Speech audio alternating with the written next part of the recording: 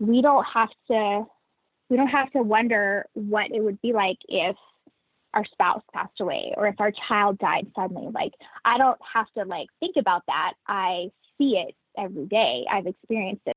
Shit, let that sink in. I never really thought about it that way. Whew. Hello, and welcome to the Art of Emergency Nursing podcast. This is where we share stories for inspiration, entertainment, and encouragement, because we all know emergency nurses have the best stories. Now here's your host, Kevin McFarland. Hey everybody, Kevin McFarland here, and welcome back to the Art of Emergency Nursing. I'm so thankful to have you back for a second time this week. You are going to get part 2 of my interview with Kristen Cline. I get a lot of great feedback from the first part. I cannot wait for you to hear the second part. I'm not going to keep you waiting. This is Kristen Cline. You know she's amazing. The same disclaimer applies. The opinions, thoughts, and words on this podcast are that of mine and my guest alone. They do not represent our organizations, people we work for, organizations we represent. It's just us having a conversation, and you just happen to get to listen in. Lucky you. But again, the opinions are all ours. And there's a little bit of language in this one. If you got kids in the car, maybe skip this one. Come back later. All right. Enjoy the interview. How long have you been a nurse, Kristen? Let's see. I started in 2008.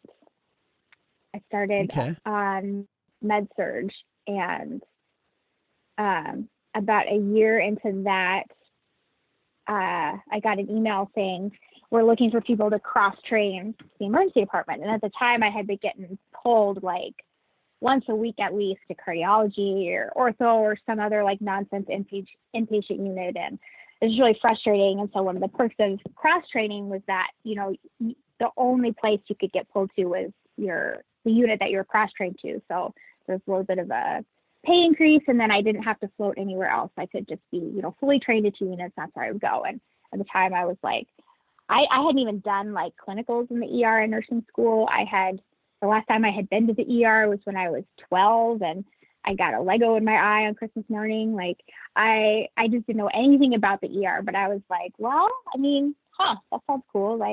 I'll give it a try. And that was what my interview consisted of. I went downstairs in the middle of the shift to talk to the ER director, and I just said, I don't know anything about the ER. Somebody had to even show me where this place was. I couldn't even find it in the hospital, but it sounds kind of cool, and looking for a challenge. And the other thing on the unit at the time is they were either floating us or they were giving us undertime, and so I was using all my PTO to get undertime, and there was so much of that happening that I was able to take 2 weeks of vacation. They just took me straight off the schedule. So I went, a friend of mine had invited me on a road trip with her. So I took 2 weeks off, and then I didn't even know if I had gotten the job or not. But when I came back, I checked my email, and they're you started in the ER on Monday. I'm oh, okay, here we go. So it's kind of trial by fire. But I, once I got into it, I was hooked. It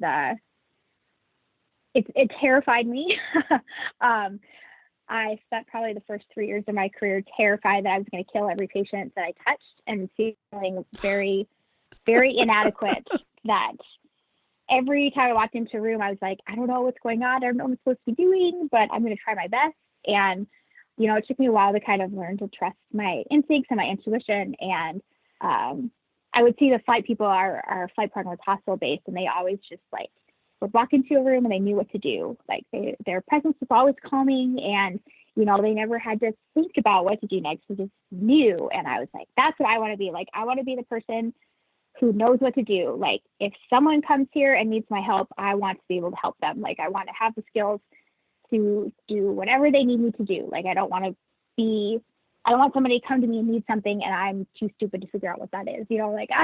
I was very aware of my shortcomings. And then, once I kind of started getting into that, then of course floor nursing was boring, and I didn't want to do that anymore. So then I kind of started transitioning over to the ER. But a lot of what that experience taught me of how I, kind of got there. And then I did many roles in the ER. Once I was there, I tried being department educator for a little while, kind of keeping up with competencies and helping people get certified, and, helping people study and trying to implement new protocols and helping do like trauma simulations. And I was a charge nurse for a long time before I went into flight nursing. I really kind of learned the art of nursing because emergency nursing is such a spectrum. We're generalists in that we have to know a little bit about everything, but we're specialists in emergencies. We're looking for those needles in the haystacks. And once you kind of hone in on what the true emergencies are and what they look like, then I think the focus of what we're doing becomes clear. But at the same time, once you kind of understand that, then for me, I realized that's where the art comes in. Like the science is, I know what to do, how to do it. I know all these interventions and technical things and, how to keep people alive. But the art is how you apply that, because not everybody needs that. And so I think that goes for the 90-year-old DNR who's in full arrest, that goes for the, 50-year-old STEMI who's getting ready to quote in front of you. It goes for the kid with the fever. Like not every patient needs the same thing from me. And so the art of nursing is figuring out what that person needs from me and then figuring out how to give it to them. And so if every patient doesn't need the full spectrum of my clinical capabilities, that's fine. Like that's not an indictment of their bad choice to come here. It doesn't mean they made the wrong choice. That's just the challenge to me of how do I help this person? What do they need from me and how do I help them? Is it that parent just needs some reassurance that your kid's going to be okay. I understand that you're scared. I'm going to help you. Here's how you do Tylenol. Here's how you keep them hydrated. Here's what to look for. Just giving them some reassurance. Even in flight, sometimes there was nothing I could do for a patient except hold their hand and let them know they weren't alone.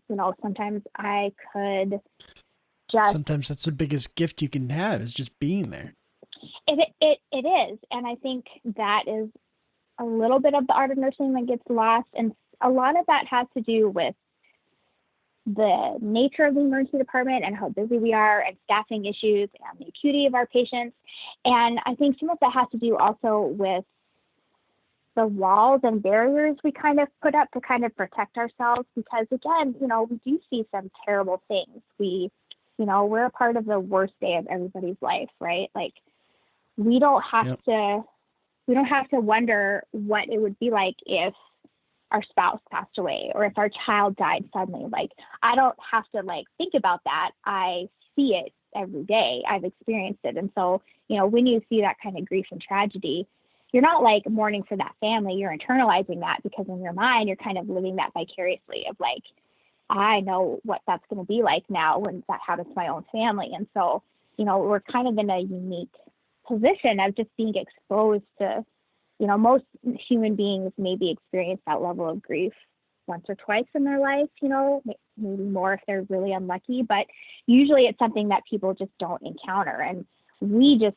see it every day. And so part of it is you have to build a barrier a little bit to kind of protect yourself from that, because, emotionally, it would not be healthy to empathize with that person to the point where you're experiencing those emotions every day. But at the expense of that is, I think sometimes we lose out on those opportunities for human connection that would be meaningful not only to our patients, but to us. That would kind of help renew us a little bit in being able to make that connection and be present with that person. And, the patients that I think about the most in my career, there are either times where I took those opportunities to connect with them or times when I didn't. And the times when I didn't, I feel like I don't want to say I'm ashamed of those instances because I have learned from them, but I'm disappointed in myself that I missed those opportunities to be what that person needed in that moment. And my fear or my anxiety or whatever kind of kept me from being a nurse and being what that person needed. And, maybe they just needed to know that they weren't alone in that moment, or maybe they needed someone to just take their mind off of things or make them laugh a little bit and, know that it was going to be okay and reduce their anxiety. I think I think those moments are some of the most powerful things that we can do as nurses. And we either, like I said, we miss those opportunities, or we don't see them, or we don't have time. But we cheat ourselves, I think, when we don't look for those opportunities. And our patients definitely miss out on the full benefit of our healing presence and our healing capabilities when we kind of withhold ourselves from our work and from what we do.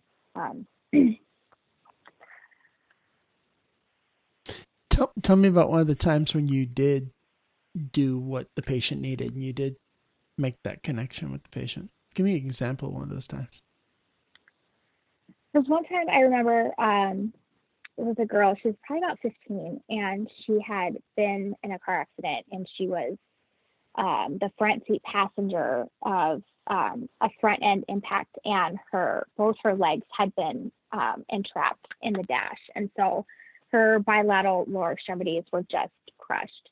And they wanted x-rays before they took her to surgery. And working at a level 2 trauma center at the time, being the primary nurse, a lot of times when the patient was in radiology was when we would kind of step out and catch up on our charting and make sure that our orders were in place, and kind of do all of that documentation that goes along with the trauma team response. But she was really upset, and her family wasn't allowed to be there. She was getting a lot of x-rays, and she was just crying and hysterical, and she was being treated by kind of the surgeons for sure, like she was being over dramatic or a hysterical teenager or whatever. And I think sometimes we tend to see our patients that way too, like, oh my God, they're just being so dramatic, whatever.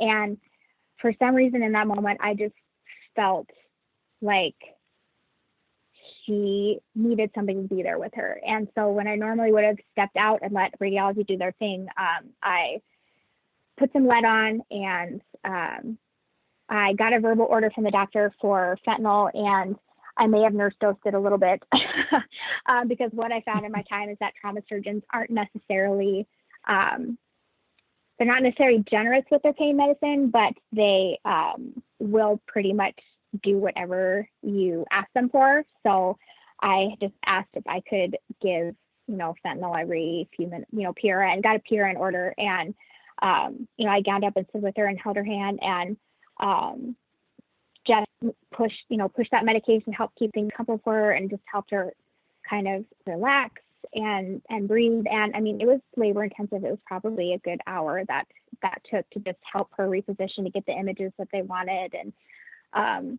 just help her kind of relax and calm down. And, it was just holding her hand and looking at her so she could see somebody, and, just trying to talk calmly to her. And when I took her up to surgery, I had this kind of, I was really glad that I had done that, and I had probably neglected some other things that I should have been doing as far as charting or keeping up on things, or I don't know, I probably even had other patients. And I had this kind of fleeting moment, and I actually shared it with a friend of, I really gave a lot of myself to her in a way that I didn't do for other patients. And she's going to go to surgery, and she's going to go under anesthesia, and she's not going to remember me at all. I'm not going to be a part of her experience. But it's not a bad thing, but there's something kind of like, I'm not going to exist for her in her memory of this. And my friend said, you do though. You are going to be a part of this experience for her. You made it better for her. And she may not remember who you are. She may not remember you specifically, but you made it better for her. And she won't forget that. She won't forget that there was somebody there that cared enough to stick around. And sometimes I was a little bit more younger in my career, and sometimes you kind of deal with it feels futile sometimes to, give a piece of yourself to someone who is not going to remember your name or know that you were even there. Or, you're just another blur or another face in that crowd. Yeah. But that's ego too, a little bit, like I want to be recognized. Of course. And we all want to be remembered. Yeah, we all be remembered. And that's kind of a hard thing in the ER, is that you are so many times just like another face. Yeah. You're not going to get the Daisy Award necessarily because the patient didn't remember your name, to even write it down, right. to nominate you. That's just, not the nature of it. So I think that's why it's even more important to find those moments that are meaningful for you personally, because that's, the only way that you're going to refresh your experience, I guess. It's kind of funny. We used to laugh when I was at the university, and we'd say, we get our patient satisfaction scores based on people who are treated and streeted in the ED. And for our ED, those weren't our patients that we typically did our best job on. the ones, right. The ones that we really kind of, really, people that we truly saved, and people that we like made a big difference and gave really great nursing care. And then they go upstairs and get admitted. And then 5 West gets the patient satisfaction survey, and they're like, "Oh my God, the nurses were amazing." And we're like, "I know." And the one who gets the ED satisfaction survey is the one who sat in the lobby for 12 hours while you were taking care of that other guy. And right. you're like, we're getting judged by the people we do our least best work on. And it's just crap. It's crazy. Yeah. Nobody comes to the ER in a good mood anyways. Like nobody wants to be there. And I would always joke, I tried to use humor a lot, especially in flight. I felt like humor kind of breaks down barriers, and if you can be a little bit like irreverent in your humor, I think patients respond to that a little bit. It just kind of helps break the ice. Like you have to be really good as an ER nurse at talking to strangers, right? And it's like developing this really insane intimacy with people right away. Like, hey, my name's Kristen, take your pants off, and how's it going? Yeah. It's just a strange environment. And I think we forget that sometimes. Like for us, it's totally normal for you to spend 12 hours telling strangers to take their pants off. But sometimes we forget that on the other side of that is someone who is like, I just met you, and can I take a minute? Like, why do I need to take my pants off? What's going on here? I think sometimes we forget about how insane the emergency department is, and for a patient to be there, kind of what a stressful experience that it is, and be treated as very like nonchalant, not a big deal. And sometimes it helps reduce their anxiety, but sometimes it's not helpful because they feel like we're moving too fast, that we're not giving them the information that they need to kind of process what's going on. So I think it helps to kind of see it from both perspectives. Realize, yeah, I get it's weird that I'm asking you to take your pants off, but here's why, whatever. Like, hey, here's my. How about I introduce myself first? You're like. I remember, and I've told this story. I don't remember if I told it on air, but we had a senator who came in, and of course, everyone's a big flutter over that. And I walk in and I go, "Okay, dude, let's get your clothes off." He just looks at me like, and he goes, "I don't think I've ever been called dude." And I was like, and you're sitting there going, how strange is it that we go in there and we do this to these people? We're like, okay, we're gonna get your clothes off. You wouldn't do that in front of your best friends, without a hesitation. Right. And you're like, I know, a complete stranger. And here, let's get you naked, and we're gonna hook some stuff up to your naked body. Right. And then we I don't know. Going back to like the internet, I try to keep like membership of these ER nurse forums just to kind of get a general idea of the environment and, kind of what's going on. And again, it's like this cesspool of people just like being nasty, and the way they talk about their patients, I feel like, if the general public saw the way we talk about them, like, I don't think they would say we're the most trusted profession, because we sound like big jerks right now, right? Yeah. So, the joke is like, oh, they just came because they wanted a sandwich. Like, they just want turkey sandwiches. How dare they ask for a sandwich? And that kind of mentality just makes me laugh, because it doesn't matter how hungry a nurse is. Like, we will go in the break room and eat pizza that's been sitting on the counter for 3 days. Who knows when it was last ordered?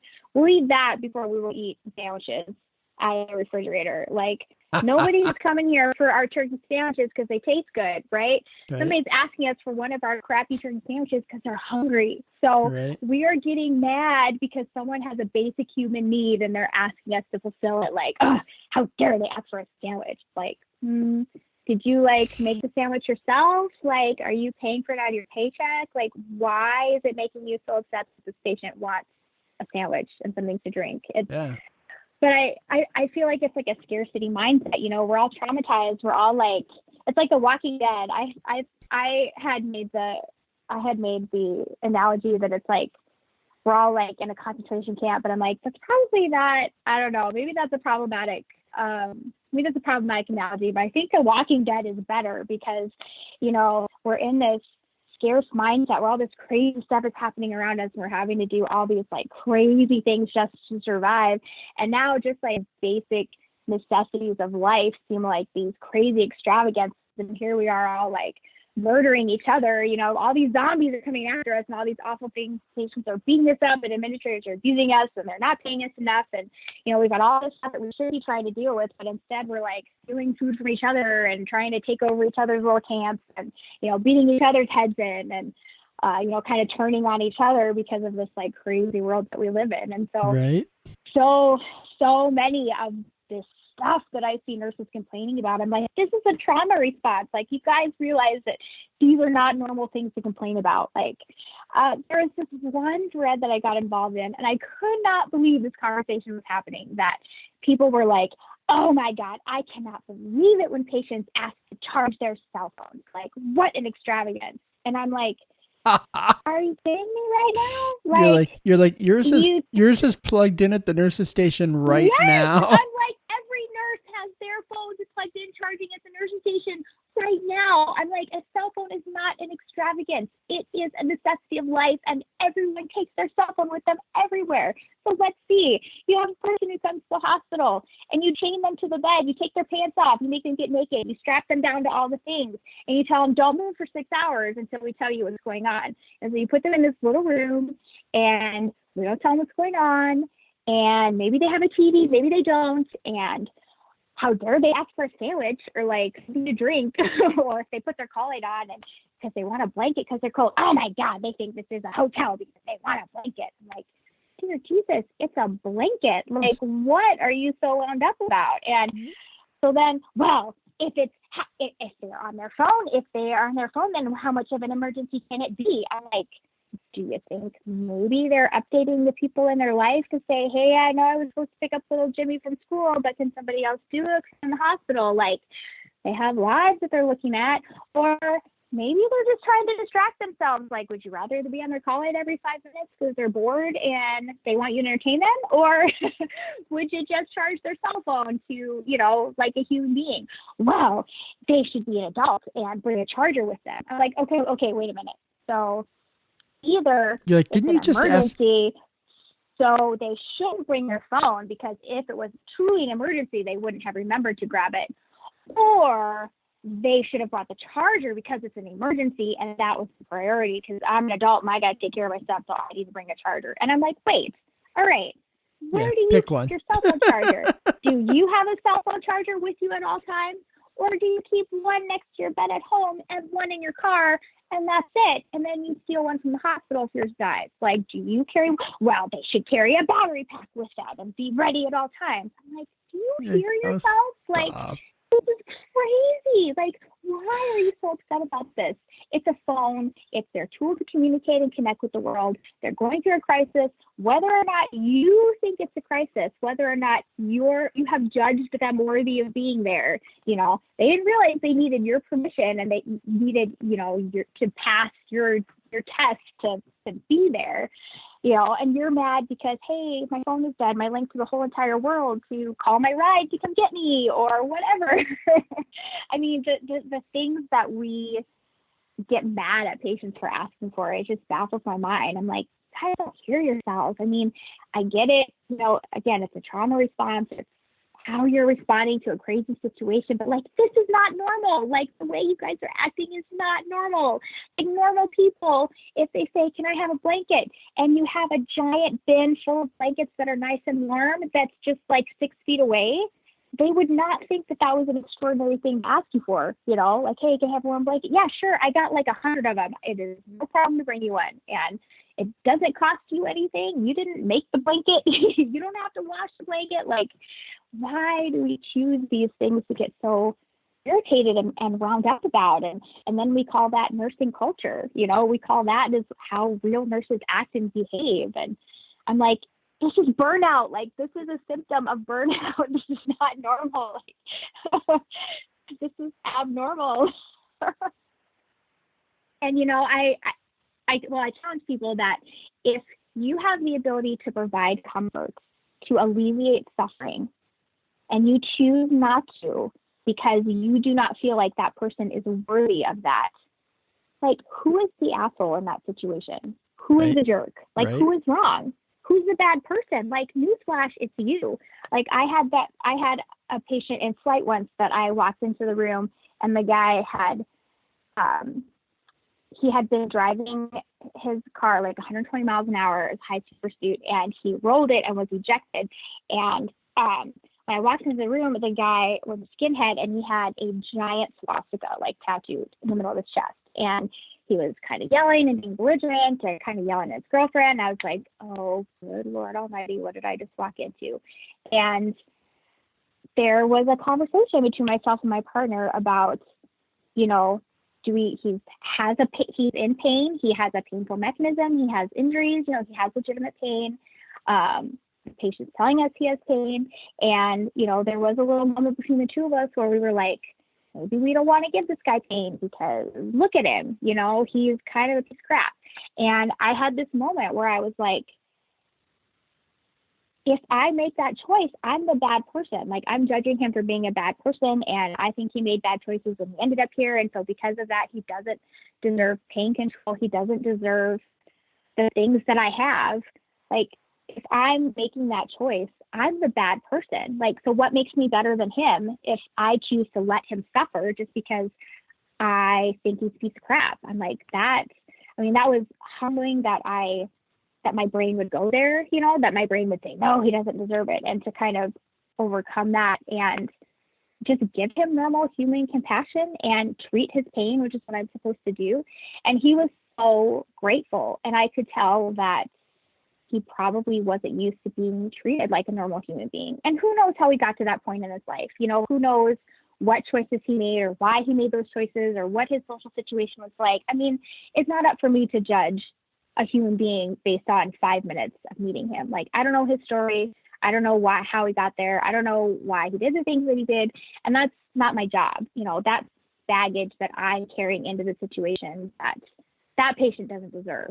And it was humbling for him to respond in a way that made me know that he probably gets treated like crap most of the time. And how often do we treat people badly because we think they are unworthy? And, you know, what makes us any better? You know, what makes us think that we should be in a position to make those judgments and pass those judgments? And I think once you release that kind of expectation or responsibility and just treat everybody the same and try to overcome those biases, as hard as that may be, I think, at least for me, it makes things easier because you don't carry around the weight of that judgment and that anger towards people that you don't know. And just that frustration, you know, you carry that around with you, and you really don't have to. You know, when we talk about things we have to do and things we choose to do, I mean, a lot of that reaction are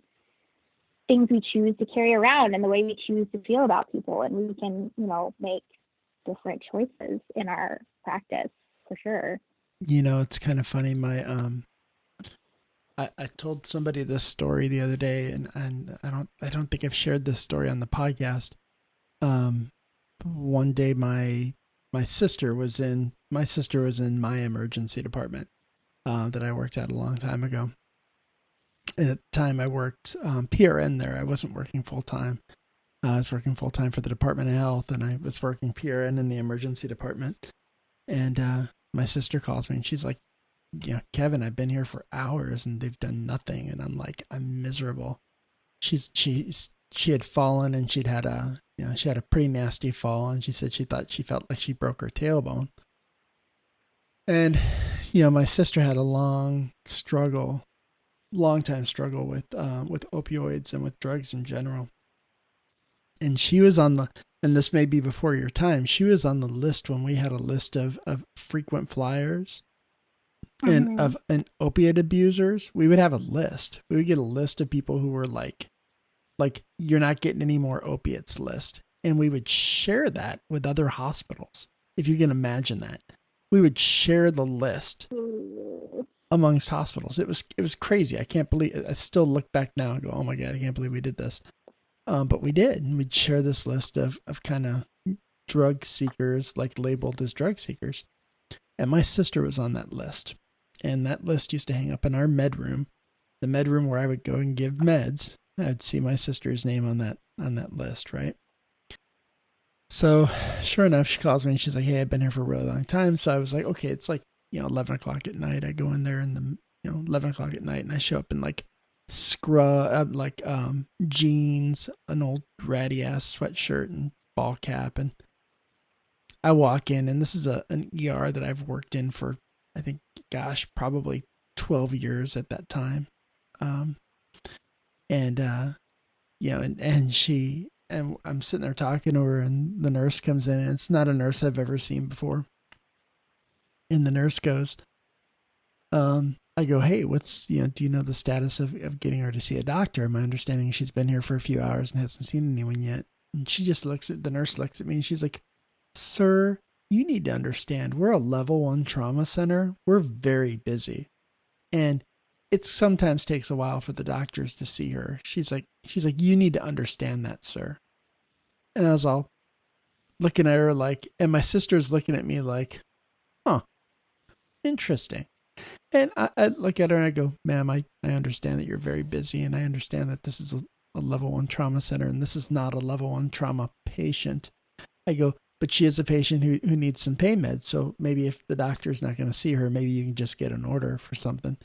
Because she's been to x-ray. Sounds like her x-ray results should be back.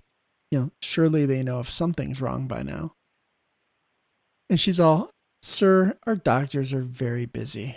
And I was like, yeah, you're right. So I'm like, fine, I'll just go talk to the doctor myself. So right around that time, one of the attendings comes walking in, and he walks by and he sees me in the room, and we lock eyes, and he walks in and goes, what are you doing here? And I said, oh, just here checking on my sister. And he's like, oh. And he looks at the nurse, and he's like, well, he looks at the nurse and goes, well, what's going on with her? And she tells her, and the attendant kind of comes up and gives me a hug, and the nurse is looking. You could tell the nurse was looking at me like, who is this guy? Who's this guy? And you could the doctor seen that questioning look on her face, and he goes, do you not know Kevin? And she's like, no, should I? And he goes, oh yeah, he's one of our nurses. And she's like, you are? I go, yeah. She goes, how long have you been here? I haven't met you. I go, oh, I'm PRN. I go, I work for the Department of Health now. She's like, oh. She's like, and he goes, and the attendant goes, oh, he's worked here forever. He goes, he's been here like what, over 10 years? And I was like, yeah, it's a little over 10 years. And you could just see this like in the back of her mind, she's going, oh my God. I just got done telling you. I regret everything. There's so many regrets right now. And everything changed at that minute. The doctor wrote for some pain meds, and my sister got fantastic care for the rest of her visit there. And I just remember, and I still to this day think this is a fucking terrible, terrible, terrible nurse. She's terrible. And she's a competent nurse. She's fine, but she's just an uncaring nurse. And she still works there. She still works at the university, and she's like kind of in a leadership position now. But she knows, and I know, what a fucking terrible person she is, even still. And then as soon as she realized I worked there, like everything changed. And I was sitting there going, oh, you're one of those nurses. Okay. That's fine. Yeah. and some of those nurses, they like take it upon themselves to like teach this person a lesson, like, I'll teach you not to come here for this stuff, or right, you're like, I'm gonna make you suffer because you're a drug seeker. And it's like, that's not your job. It's not your job to make people pay for their mistakes, because no, it's like, you don't know what brought that person there. Yeah, like do you think your life doesn't suck enough? I mean, come on. Yes.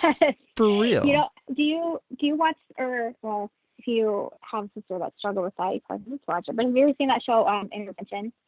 I haven't watched it. I've lived it enough. I Yeah. It's one that I recommend to nurses if they haven't seen it.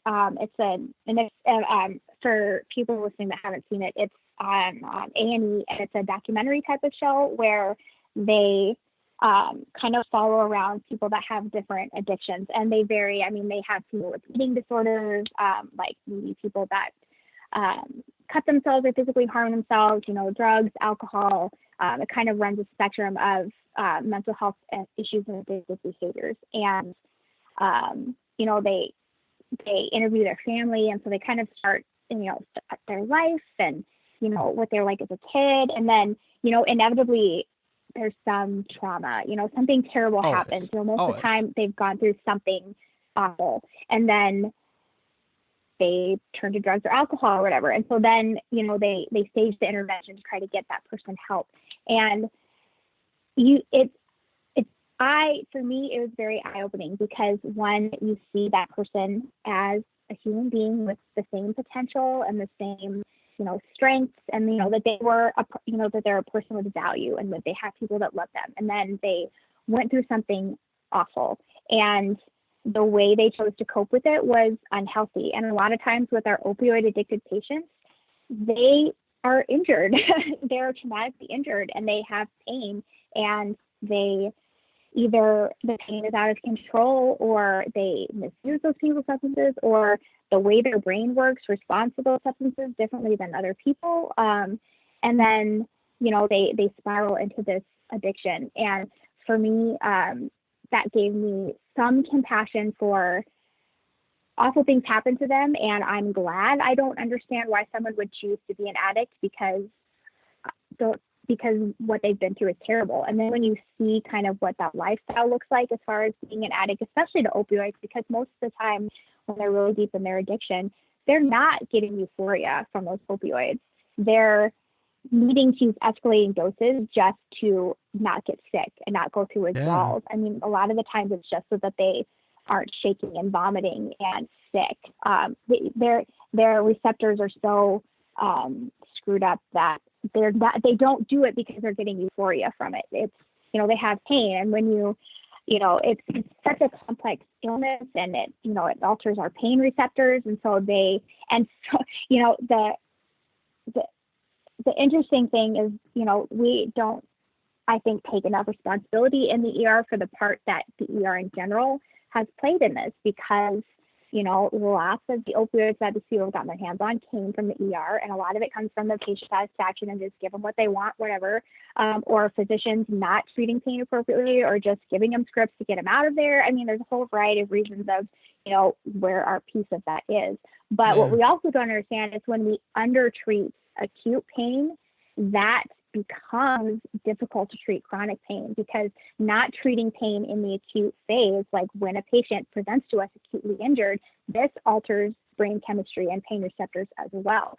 And so by us choosing not to be aggressive in the way that we treat acute pain in the ER, we sometimes create these difficult to treat and complex pain patients because of the mismanagement of their pain in the acute phase. And so that was kind of one of the reasons I loved flight nursing, is because I had the freedom to treat acute pain as aggressively as I felt was appropriate. I didn't have to beg for, appropriate doses of pain medicine for a patient who had an obvious terrible injury. I didn't have to worry about what their background was, or are they going to get addicted, or, oh my gosh, their tox screen was positive, so I'm not going to give them any pain medicine. Like, people in pain deserve pain medicine. People in the ER who are in pain deserve aggressive treatment of their pain. And when we withhold that, we, kind of just add to those issues.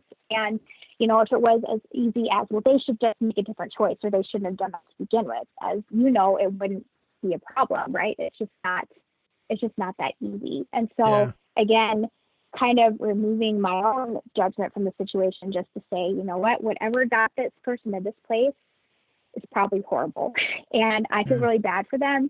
And if I can offer them some comfort and be someone in their life that has treated them like a human being and treated them with compassion, then I choose to treat them that way. I'm not going to choose to be like everybody else and treat them like garbage and treat them like human trash that, doesn't deserve my time and compassion and deserves to wait for hours and hours in the room because I'm too busy and they don't deserve my compassion. Like, why would you choose to be another jerk in their story, when you could choose to be a human being and to show them that there are caring and compassionate people in the world still. And, it doesn't cost you anything personally. It doesn't. I try to tell people, you don't have to truly care about all your patients because it's impossible. And there are things you just can't care about, like, I don't care if you stub your toe. I'm sorry. Like, I stub my toe all the time. I'm the least grateful person on the planet. Like, I don't know how I didn't fall out of a helicopter in the 6 years that I did that. It's a miracle that I didn't, because the other ways I injured myself while I was doing it are just ridiculous. But, I've stubbed my toe enough. I never went to the doctor for it. But my patient doesn't have to know that I don't care. And you know what? If I go in there and pretend to care and act like I care, it's going to make my job so much easier. It's going to make my patient happier. It's going to make that interaction go better.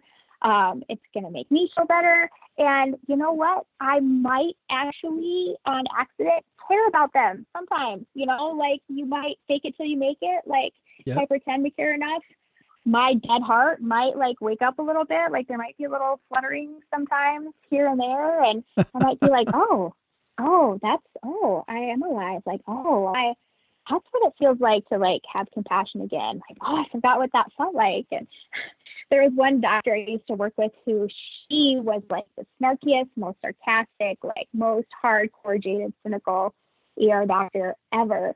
And she would go into rooms and she would just like dazzle them with her bullshit of, oh my gosh, that must have been so terrible. We are going to take care of you. We're going to get you feeling better. We are going to figure this out. Okay, so if this is what we're going to do.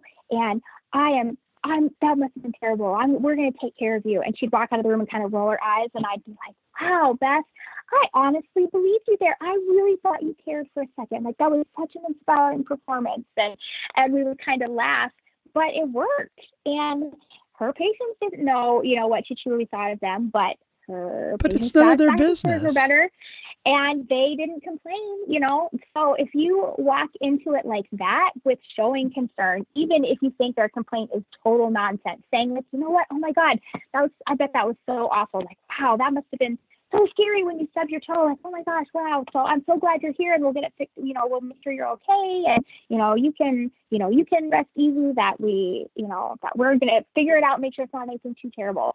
And that approach works for your chronic abdominal pain patient who shows up at 2 a.m. who's had pain for 10 years, and all of a sudden, like today's day, we're gonna figure it out. And you can approach it with being kind of jaded and like, oh my God, I can't believe, they expect us to figure it out. Or you can go in there with compassion and say, you know what, I'm sure it's really frustrating for you to be sick for so long and not get answers. And I want to help you feel better. And I'm not going to lie to you, like, we're not going to figure it out tonight. Like, after 10 years, like, tonight is not the night. I'm sorry to disappoint you, but we're going to make sure nothing serious is wrong with you. We're looking for emergencies. So we want to make sure there's nothing going on that's going to kill you tonight.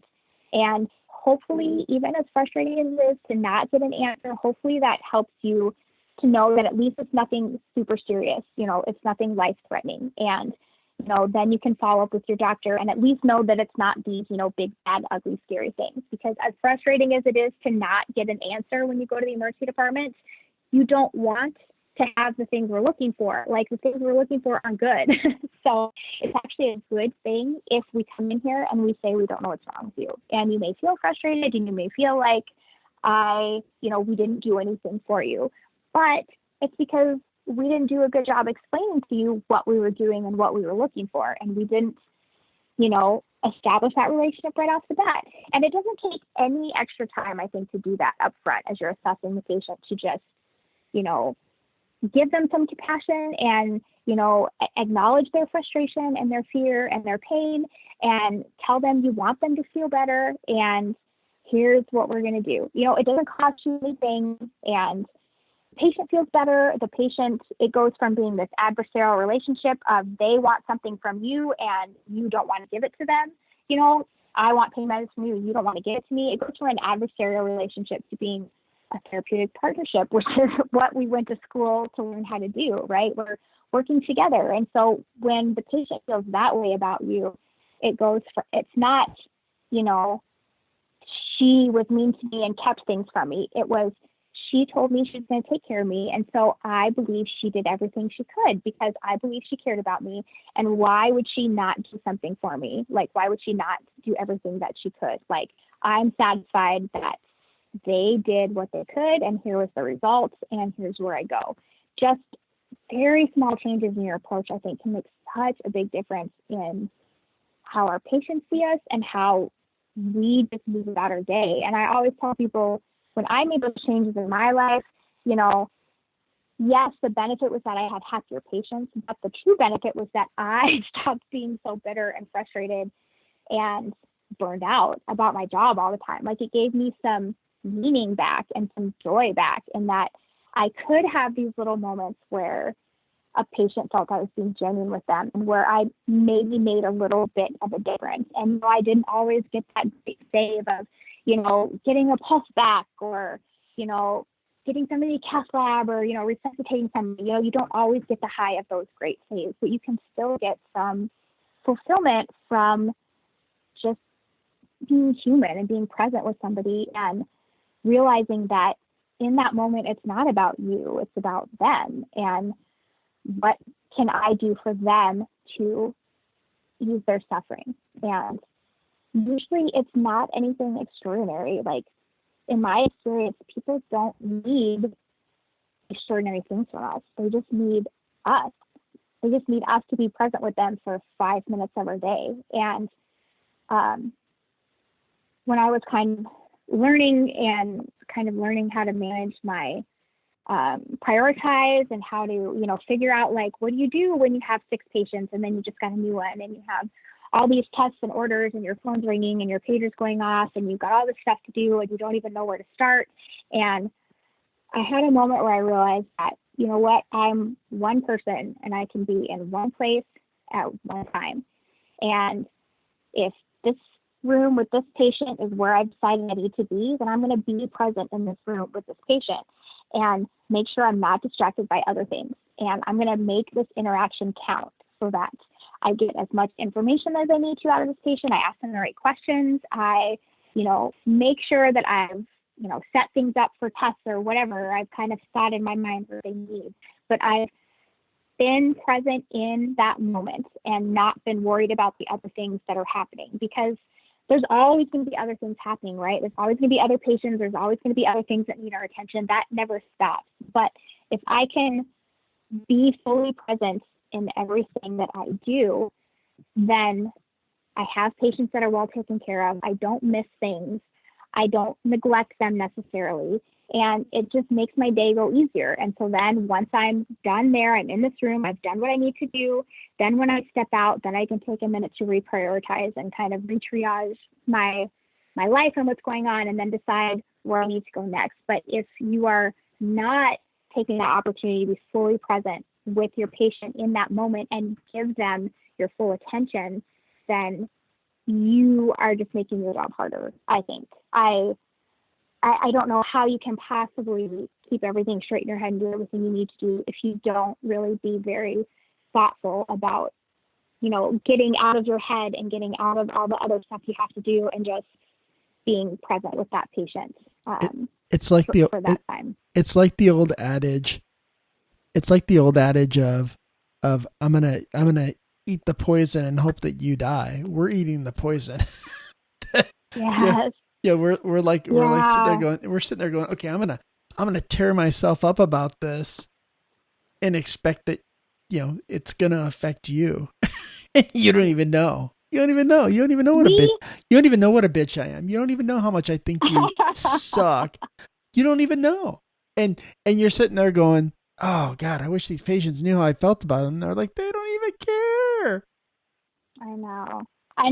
And suffering is not a competition, right? And I think sometimes we feel that way, like, this patient's here and they have this going on and they don't even know. And there's, here's what I have going on and here's what I've seen. And,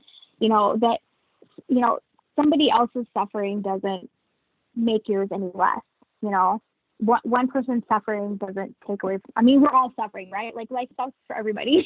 It's not a competition. Like there's no award for, who is the most miserable. I think a lot of us in the ER are trying to win that award for like most miserable life, most miserable existence. And, that's not an award I feel like winning.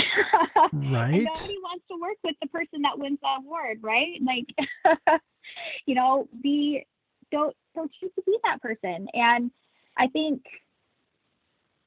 a lot of us don't know that we're that person. It's such a terrible, stressful job. It's, and I don't want it to seem like I'm judging people who are struggling, because that's just it. The people that are burned out and who are abusing their patients and who are abusing their colleagues and who are unhappy, they're really struggling. And they need help, and they need other colleagues, they need other people to, one, call them on their behavior and hold them accountable to it in a direct way. We're way too passive aggressive in the way that we manage each other.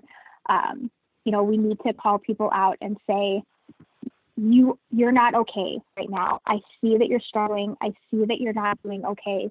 And how can I help you? Because you're struggling, and I see that you're struggling. And I think so many of us at the bedside think that we're struggling alone. We feel like nobody sees the way that we are. They think this is the way that it's supposed to be, and it's really not.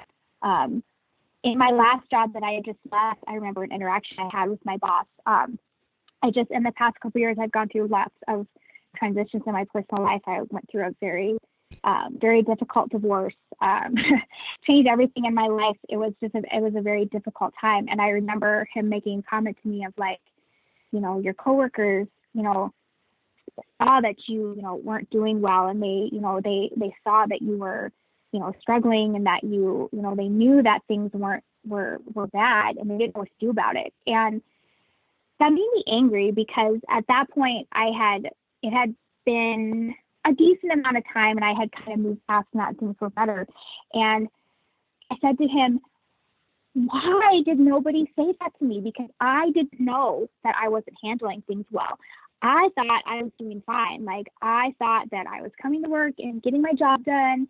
And yes, it sucks, but I felt like I was handling it okay, and that I was kind of, keeping up the appearances or whatever. Like, I didn't know that I wasn't doing okay. I didn't know that other people could see that I wasn't doing okay.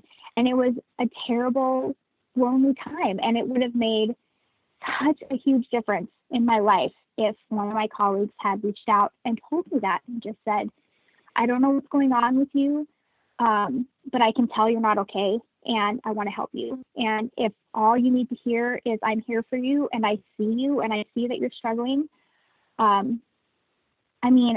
would have made all the difference to me in how I handled that situation, because there were so many things that I could have used help with. I moved out of my house by myself. Like, I didn't even have any help to move into my house. Like, I put together all this crazy furniture by myself because I was struggling alone, and nobody reached out to me to, that saw that I was struggling.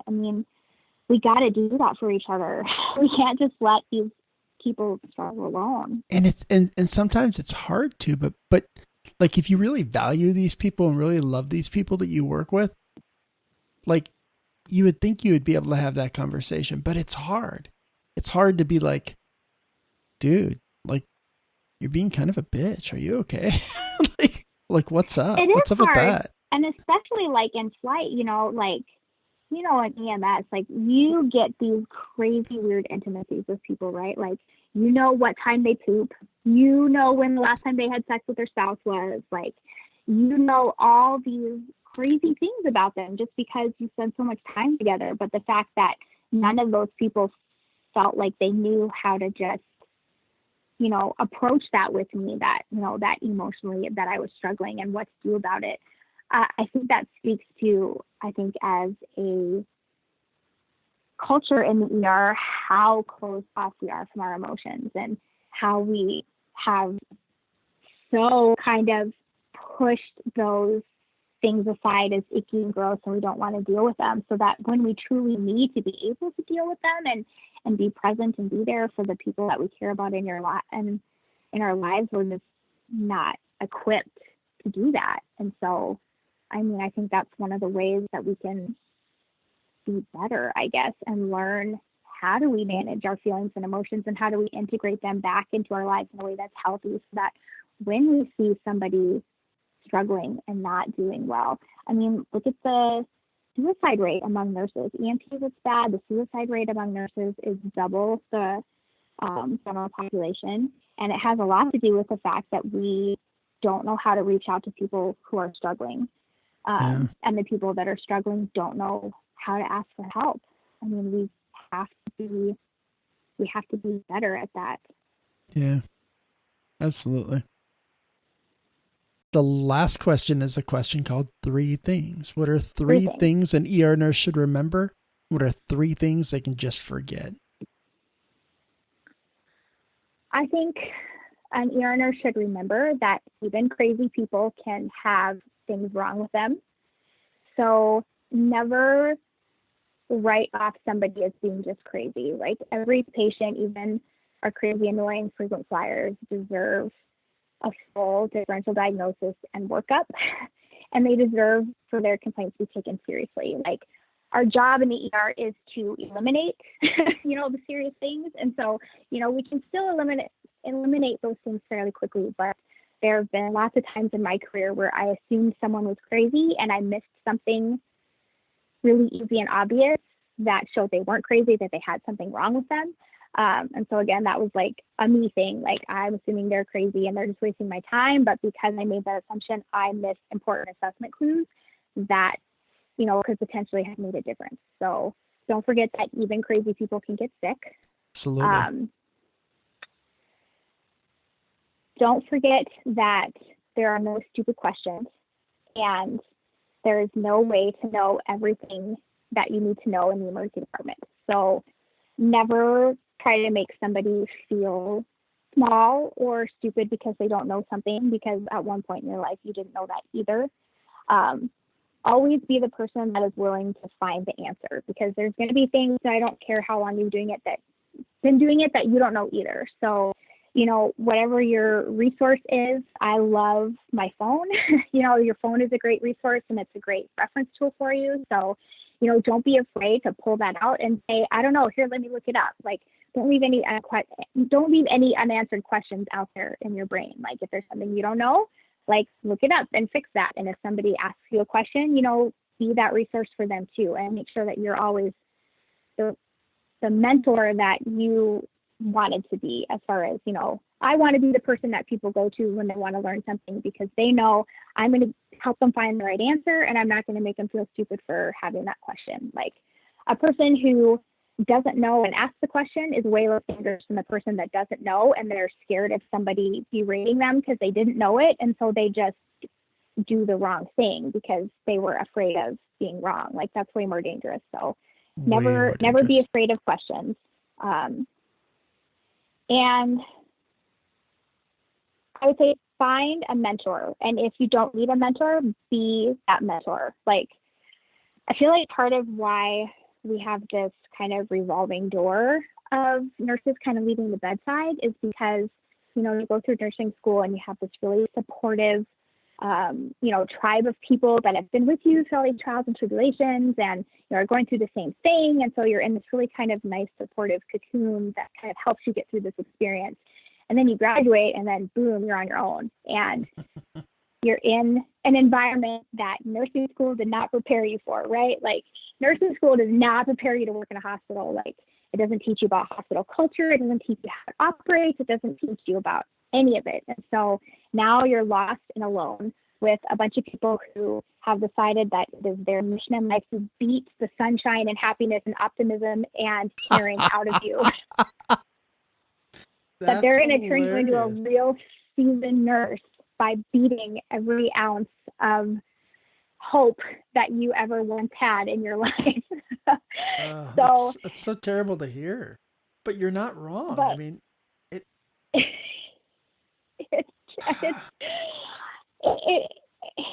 it's one of those funny because it's true situations. And I think so finding your tribe, like finding a buddy system, like finding somebody to help you through that, and whether that's your preceptor. And I think, the preceptor relationship is a really powerful one.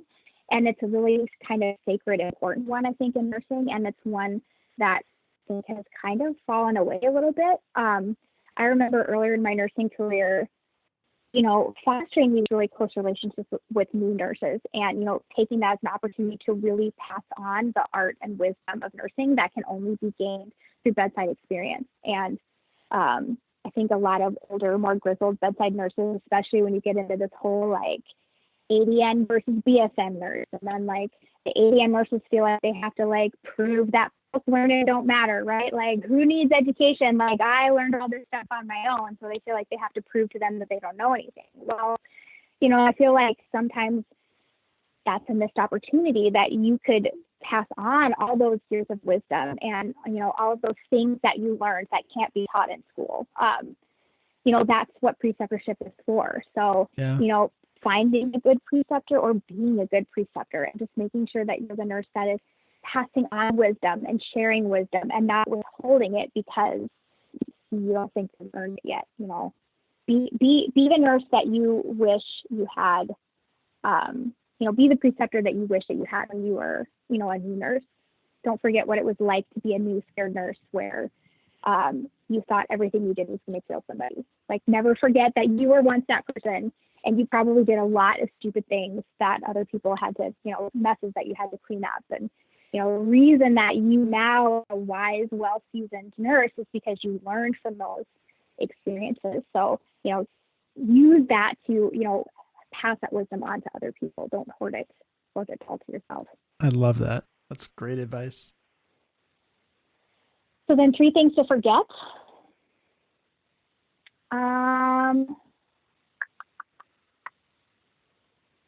Forget your ego. The ER is a team sport. And I think the more that you can kind of get rid of this, I am whatever, like you're a human being, everybody else is human, you're there to help each other. So forget your ego and just do what needs to be done. Nobody is too good for any job. There's nothing that you are too good for. So you're a glorified butt wiper, whether you believe it or not. So don't be afraid to wipe some butts. Throw away K-Exalate. K-Exalate is useless in hyperkalemia. It takes like 6 hours to work. And if your patient really has high potassium, making them poo their pants everywhere 6 hours from now is not going to fix that. So throw away K-Exalate. That would be my second tip. Good advice. Good advice.